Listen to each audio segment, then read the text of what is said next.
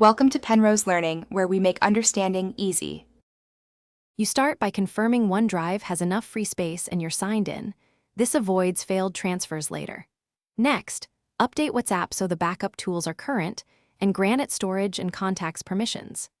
Install and sign into the Microsoft OneDrive app on the same phone to ensure a consistent account. Once done, open WhatsApp and navigate to Chat's chat backup to begin linking the services. Make sure you're on Wi-Fi to avoid data charges.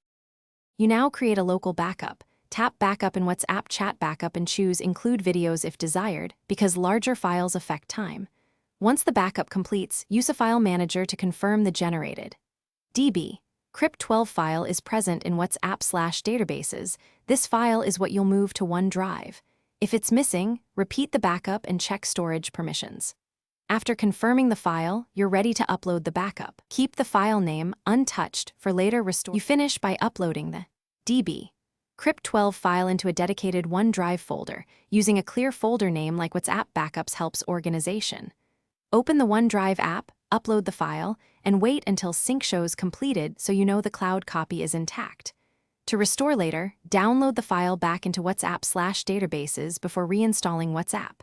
If restore fails, reupload the same file, check OneDrive permissions, and ensure the file name and crypt extension match exactly.